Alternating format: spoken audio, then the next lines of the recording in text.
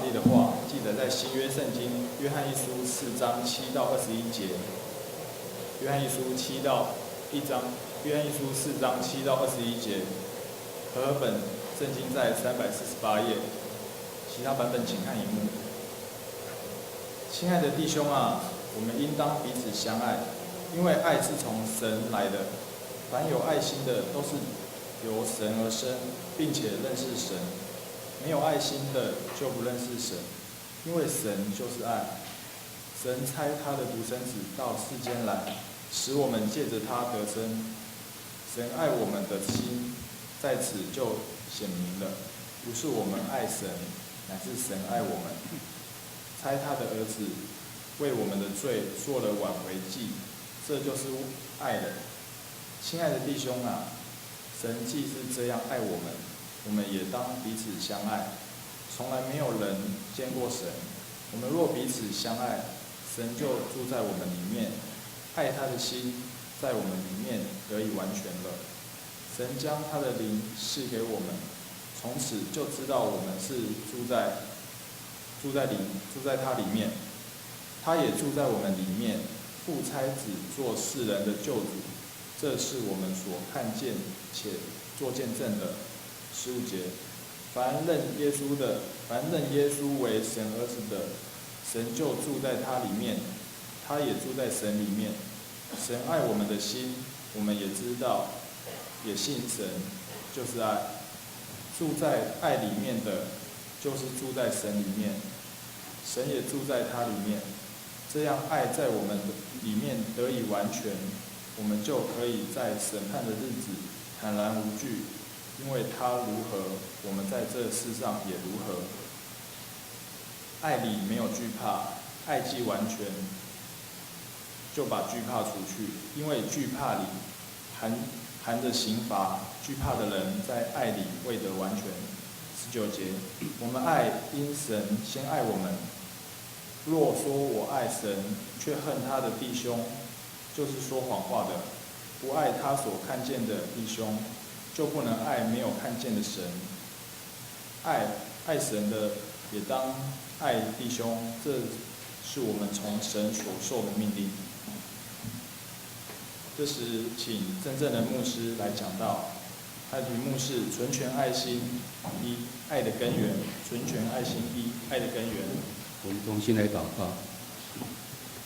慈悲的阿爸父神，我们感谢你的带领，让我们平安经过一个礼拜。今天是5月的第一个礼拜，是我们教会5月份的灵命操练第一个礼拜。我们要来学习如何能够拥有纯全的爱心。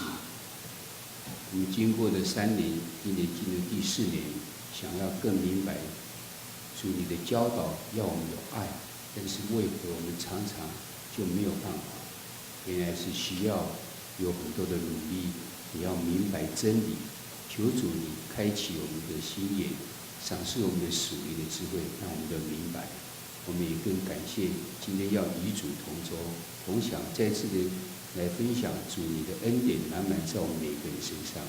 求主你安静我们的心，来敬拜你。我们将祷告奉靠主耶稣基督的名求，阿门。大家平安。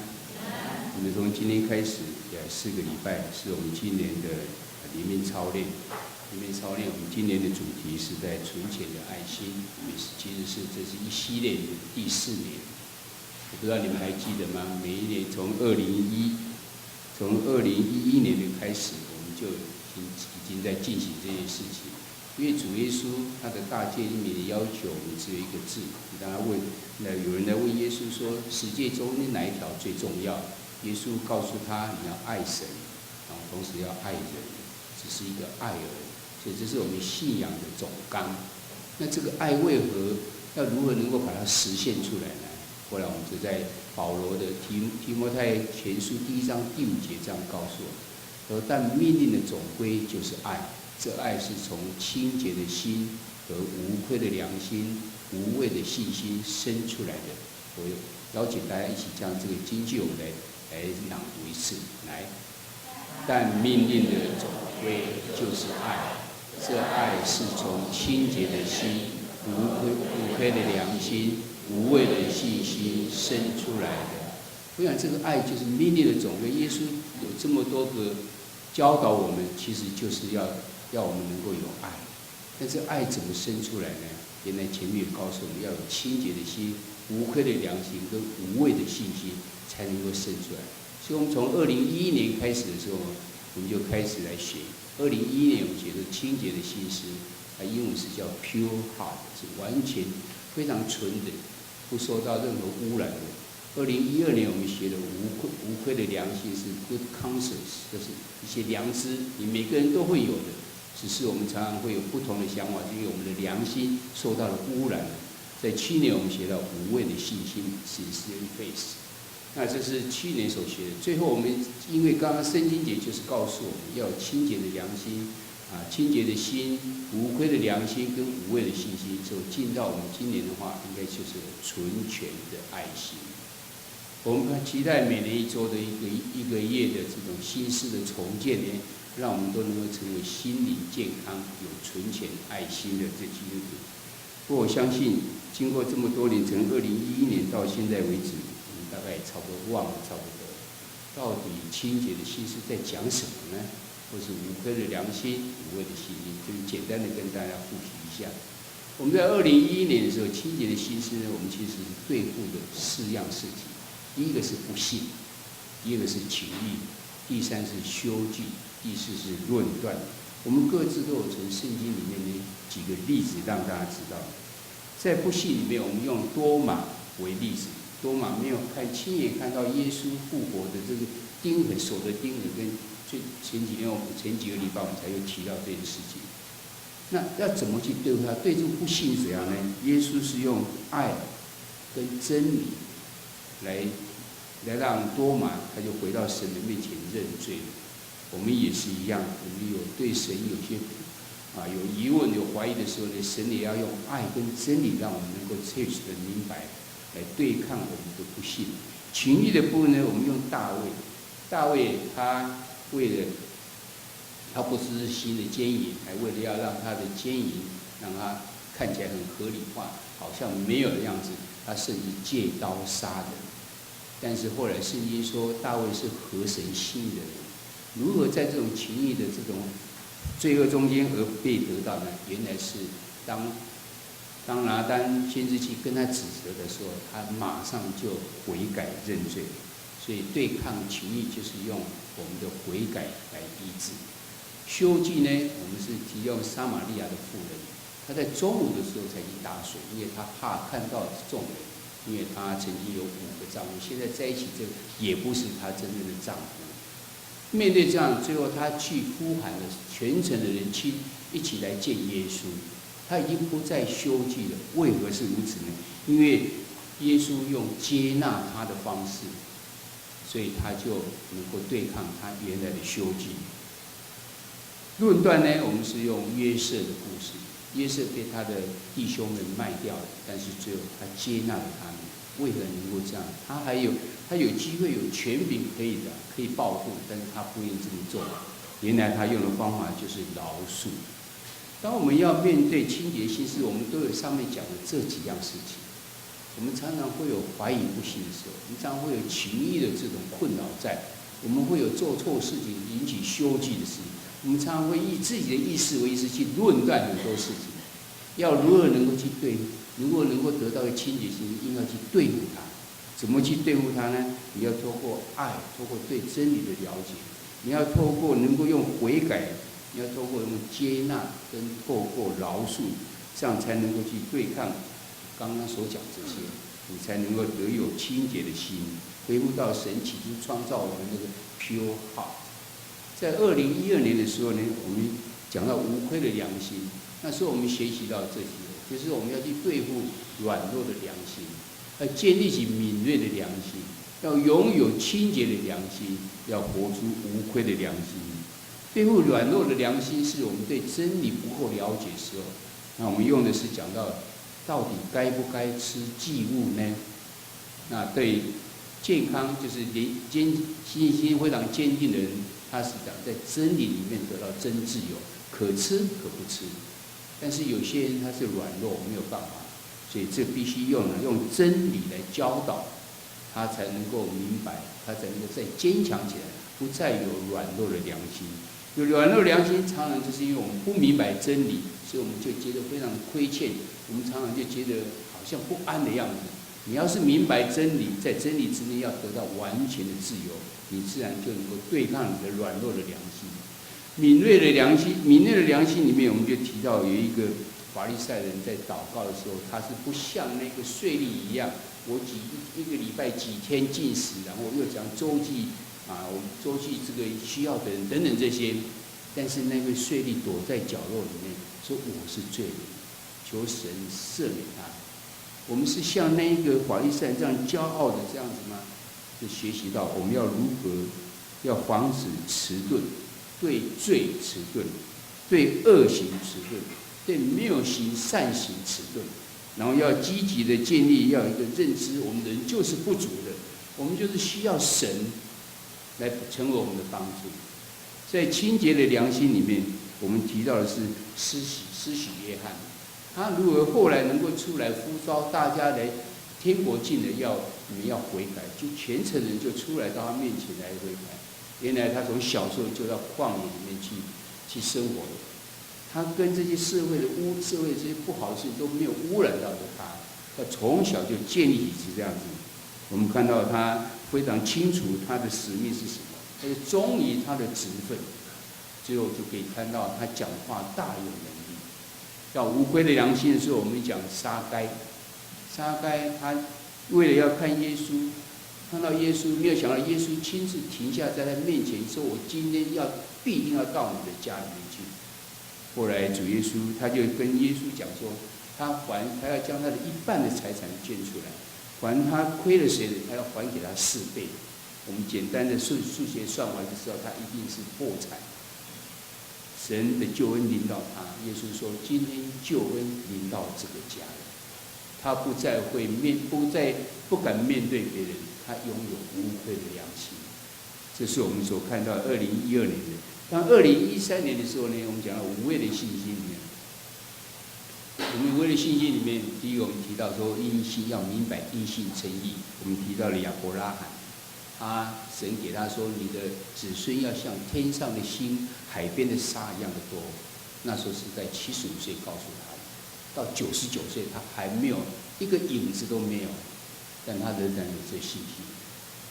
后来我们就称亚伯拉罕是信心之父，他的子孙果然像天上的星一样的多，海边的沙一样的多，因为他坚信，对上帝的坚信无疑。神就称他因信称义，因为相信就称他为义人，不是因为我们自己信就成为义人，而是神称他为义人。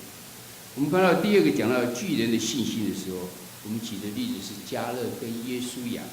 迦勒跟约书亚，他们被派到跟其他的4个探子去看迦南地的时候，回来的报告10个人讲说，我们像蚱蜢一样。但是迦勒跟约书亚说：“这是神所赏赐的，我们必定会得到。我们应该摒除我们那像蚱蜢一样的这样的信心，不要有像迦勒跟约书亚对神的应许的这信心。我们要拥有这样的巨人的信心。我们在信心的圣经里面，用希伯来书第11章提到的那么多个信心的伟人里面，从亚伯拉罕开始，以撒、雅各、约瑟。”还有摩西、喇合，甚至喇合这位妓女，还有很多的士师们来提到他们的信心是这样，没有见到他们所望之事能够实现，但是他们仍然信心十足。要我们来学习有信心，你有的信心是足够吗？你的信心的对象是谁？是你自己的自信呢，还是你的对象是神？最后我们就要活出无畏的信心。讲到我们就像是要像那个信心，要像芥菜种一样这么小，但是它长大起来的时候，比其他的树、比其他的菜的树都还大很多。我们有可能会碰到很多的挑战、很多的困难、很多的试探，也能够从前面这些来学习到有那无愧的信心。根据提摩太前书1章第5节告诉我们，总归就是爱。这爱是从清洁的心、无愧的良心跟无畏的信心来生出来。假定我们学到从2011年一直到2013年，这一些我们都学了，然后我们的明白了，也对我们的生命真正产生的影响的话，那我们应该尽到这纯全的信义。所以我们还是一样，在这个4个礼拜中间，我们来学习这几样，再次给我们更肯定的认知。第一个，我们是今天要讲的是爱的根源，现在要让我们知道爱的根源是从哪而来的。我们有能力去相爱吗？第二个是一条心诫命，说彼此相爱，这是一个选项吗？你可以要，也可以不要吗？但它却是一个命令，命令的话你就必定要。在第3个礼拜，我们讲到爱仇敌，要爱敌人，爱你的仇敌，告诉我们相爱的准则跟程度应该到如何。最后我们讲爱人如己，纯全爱心，它应该有怎样子的呈现。首先，我们来看今天的我们所看的经节呢，是从约翰一书。约翰一书是使徒约翰所写的，在福音书里面曾经提到，约翰是一个他的绰号叫雷子，就是打雷的雷子。他脾气非常的暴躁。有一次要经过一个村庄呢，村庄不欢迎耶稣，他们经过，他告诉耶稣说：“我们是不是要从天上降火将他们烧灭？”这是一个脾气这么暴躁的人。但是后来他却被称为是爱的使徒。他自己写福音书的时候，写约翰福音，他从来不讲我，他都讲耶稣所爱的那个门徒。而且在约翰福音跟约翰一书、约翰3书都是他写的，里面在经强调的有关的爱。他总共在约翰一书里面呢，至少爱就讲的是有50次，也是多字之多。甚至在我们今天所看的第4章的第7节到21节，假定延到在5章33节的话呢，里面讲了34次的爱。在约翰一书里面呢，有6次甚至称我们读者的这些众信徒们是亲爱的。原来是一个爱的使徒，称大家是一个亲爱的。我相信他对爱有很大的这种领受。所以我们要学习这个爱的使徒，他如何来阐释爱的这真理。我们起先看他对爱、对神跟地面人跟人他有很大的感觉。这就是一个是在光，一个是在黑暗，还有一个是在爱跟恨，这是非常大的一个对比在。这对比怎样呢？我们看到他对神的认识，在约翰一书的第1章第5节前段说，神就是光，在他毫无黑暗。原来他将要把整个世界分成2个部分，就是一个是神，一个是没有神的地方。有神的地方就是光，没有神的地方呢就是黑暗。那你怎么知道你跟神有关联在呢？也是一样，就是讲你是在光中呢，还是在黑暗中？要是你是在光中，你就是讲神，你就是神跟神在一起；你是在黑暗中，你就是讲，就是不是跟神在一起，甚至把我们的行为把它连结在一起。如果知道你是跟神在一起呢，你有没有爱弟兄？如果知道你是在黑暗中不跟神在一起呢，因为你恨你的弟兄。与神没有关联的人到底是怎样？圣经节也讲了蛮多。他说：“人若爱世界，爱父的心就不在他里面的。”你到底是爱世界呢，还是爱父呢？这给我们很大的提醒的一个对比。接着在3章第10节又讲说：“凡不行义的，就是不属神；不爱弟兄的，也是如此。”把它化成是行为来看，因为很多是在心里面。你说我有爱呀，但怎么知道你是真的爱呢？你有没有行义呢？你有没有爱你的弟兄呢？一书的第3章第15节又说：“凡恨他弟兄的，就是杀人的，没有永生存在他里面。”甚至举个例子，就是该隐的例子，告诉我们，他说该隐就是像这样子，他恨他的弟兄，在第21节讲说，约翰一书的第3章第12节说，不可像该隐，他是属那恶者，杀了他的兄弟。为什么杀了他呢？因自己的行为是恶的，兄弟的行为是善的。这更让我们看到前一页里面所讲的，爱，或是这一页所讲的爱世界跟爱神，这是两个互相对立。光跟黑暗是两个对立，爱跟恨是两个对立的。为何该隐会杀他的弟兄？因为他是恶，他的弟兄是善，所以产生的。要是我们没有跟神连结时，就是像这个样子。那假如有跟神连结，我们应该是在光明中。那光明中我们应当如何呢？原来我们应该要彼此相爱。在约翰一书的3章16节跟18节就这样讲：主为我们舍命，我们从此就知道何为爱。我们也当为兄弟舍命。我们相爱，不要只在言语和舌头上，总要在行为和诚实上。行在光明中间，当彼此相爱，是从行为可以看出来，不是在嘴巴讲而已。这是都给我们很大的提醒。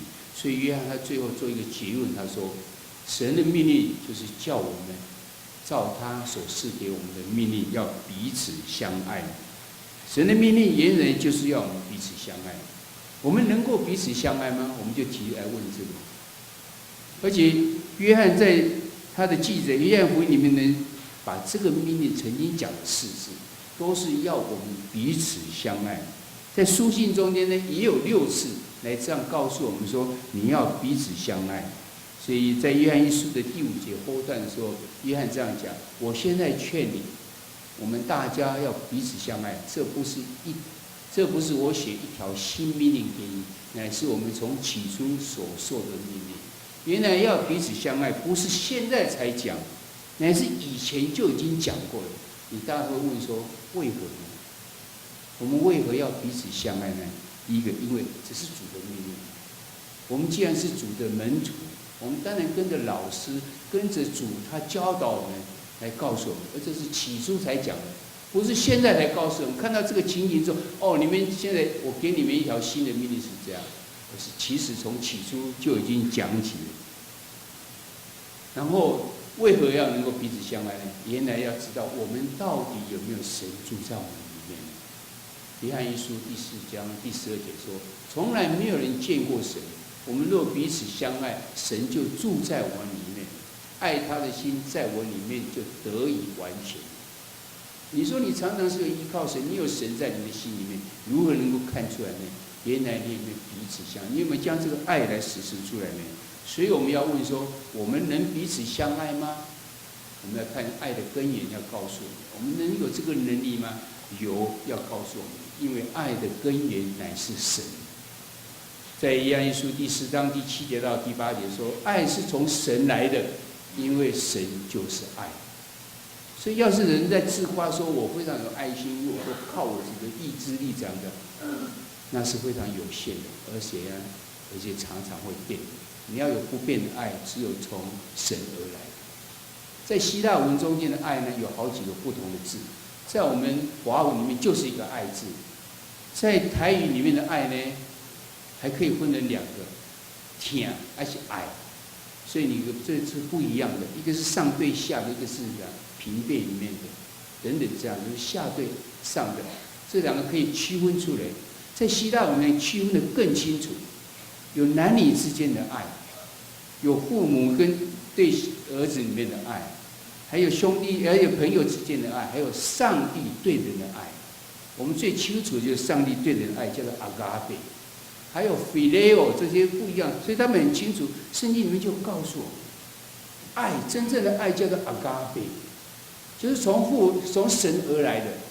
我们要是要拥有学习的是这个阿嘎贝的爱的话，你当然可以爱别人，因为它是从神而来的。我们有没有能力来彼此相爱？有，因为我们的爱是从神而来，而我们是跟神连结在一起的。我们有没有能力呢？有，因为怎样？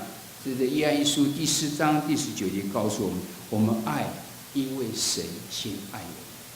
神先爱我们，不用怀疑，否则他为什么要差遣耶稣来呢？等一下我们会看到，在第4章第10节到第11节又说，不是我们爱神，乃是神爱我们。神既是这样爱我们，我们也当彼此相爱。我们有没有能力彼此相爱？有，我们没有什么好去推脱的。这边又告诉我们，神他如何实现他的爱呢？这边告诉我们我们爱，因为神先爱我们。所以你要说我们没有爱，就是神没有爱我们，你才可以说我们没有爱啊。这边告诉我们，我们要如何讲实现爱？因为他先爱我们。他如何来爱我们呢？他差遣他的独生子到世间来，使我们借着他得生。神爱我们的心就在此来显明了。在约翰一书的第4章第10节又说：“神爱我们，差他的儿子为我们的罪做了挽回祭，这就是爱了。”约翰一书第4章第14节又说：“父差子做世人的救主，这是我们所看见且做见证的。不是有人只是单面告诉你而已，还有人真正的领受到，而愿意为此做见证。就是因为这样，神爱了我们，所以我们当然要爱。”因为告诉我们，我们爱，因为神先爱我们。我们有没有能力彼此相爱呢？有，因为在约翰一书第4章第13节又告诉我们，神将他的灵赐给我们，他也住在我们里面。神既然住在我们里面，我们当然有能力可以彼此相爱。不只是这样，我们也有能力，因为怎样？因为第4章第15节说，凡认耶稣为神儿子的，他也住在神里面。不止神住在我们里面，我们也住在神的里面。我们有没有能力呢？有，因为在第4章的第16节又告诉我们，神就是爱，住在神里面的就是住在爱里面。我们有没有能力彼此相爱呢？有，因为凡爱生他之神的，也必爱从神生的。我们都是从神生的，所以彼此之间就能够彼此相爱。我们这边要问的反而是：你有能力，但是你是真的吗？我们虽然有能力彼此相爱，但我们要注意是否是真爱呢？今天的经节也提醒我们一个，约翰一书的4章20节到21节说：人若说我爱神，却恨他的弟兄，这就是说谎话的。不爱他所看见的弟兄，怎能爱没有看见的神呢？爱神的也当爱弟兄，这是我们从神所受的命令。我们有没有能力去彼此相爱呢？绝对有。刚才有这么多的有告诉我们，因为你跟神连结在一起，你知道爱的根源是什么？不是靠我们自己。当你跟神连结在一起，你绝对有能力可以彼此相爱，只是我们有没有这样去做而你有没有去做呢？这边也给我们一个检验的，我们是否是真的爱你？你不能讲说我只爱神，你可以敬拜，非常的爱神，但是竟然没有爱你眼睛看得到的神。约翰告诉我们，你若不能爱眼睛看得到，你如果能爱眼睛看不到的神呢？所以我们接下来看，彼此相爱其实会带来我们很大的祝福在。我们先来看，我们这个社会呢，其实这是个缺乏爱，但是又是有泛滥世俗之爱的时代。很多人他就觉得很孤单，他没有办法感受到别人的爱，但是我们却又看到世俗的爱，多元成家的事实，我们也看到是这个样子。反对的人就被赞成的人攻击说你们是没有爱的人，这个爱已经被滥用到，好像是只有随便他们这样才是一个真的爱，所以是对爱完全没有正确的了解。其实这是一个很惧怕没有爱，然后又惧怕爱的时代，因为我们对爱不了解。当你没有办法知道你的爱的源头是从神而来的时候呢，你就会陷入到这样子的困境里面。一方面觉得它是缺乏了爱，这世界是没有爱，但一方面又是一种泛滥世俗的爱里面。其实你可以来看，有一样可以检验我们的爱是否是从神而来的。这边告诉我们，我们若是能够住在神里面，又住在爱里面呢，我们若能够爱神爱人呢，我们就应该有这样子的感受。约翰一书的第4章17节这样说：这样爱在我们里面得以完全，我们就可以在审判的日子坦然无惧，因为他如何，我们在这世上也如何。你真正的源头是从神而来的时候呢，你就应该是能够坦然无惧到神的面前来。不只是这样，你还可以过一个充满了爱，而且是没有惧怕的生活。因为在第4章第18节就告诉我们说，爱里面是没有惧怕的，爱既完全，就把惧怕除去。很多人对这句话有很大的感受，他觉得他爱一个人的时候，他又怕东怕西，就觉得是这样。其实这种是一种惧怕的，你不得不的这种爱。但是你显出来绝对不是从心里面来，你会变成是在表面的。因为我怕没有这样子的表现的时候，我会被人家讲，会被怎样等等等等。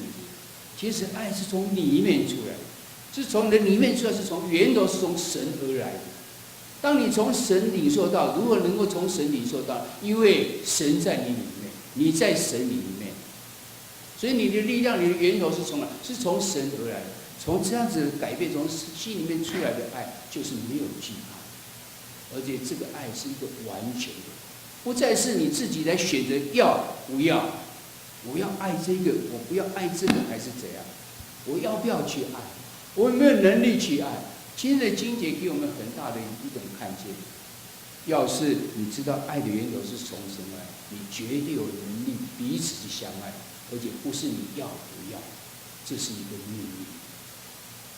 当你有真正爱的时候，不是只有在口舌而已，总要在行为、在诚实上要行出来，而且爱是没有惧怕。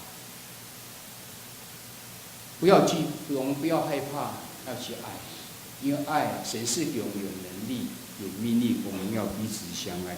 所以我们要宣告说，主要帮助我，要提升我的爱心，使我能够过充满了爱、没有惧怕的生活。这是我们有关纯显爱心的第一讲。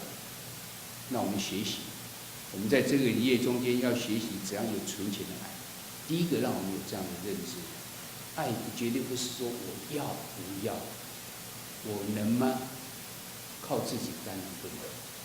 但是当神成为你的依靠，神就是爱。我们能爱，是因为他先爱我们。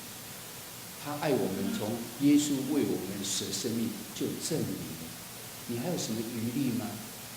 当你依靠神之后，你就应该有爱，而在爱里面是没有惧怕的，爱是要实行出来的。然后我们第一讲里面让大家知道，回到原点去，你的爱不再是你自己要努力的，而是因为你依靠的爱的源头就是神。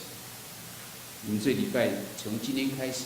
有4个礼拜连续都有小组，我们说盼望这种灵命操练中间就是密集的操练，然后你就领受之后，你让你的生命能够得到改变。你这几个问题，希望我们在小组中间讨论，就成为我们帮助，我们同心来祷告。慈悲的阿爸父神，我们再次的感受到你怎样的爱我们世人。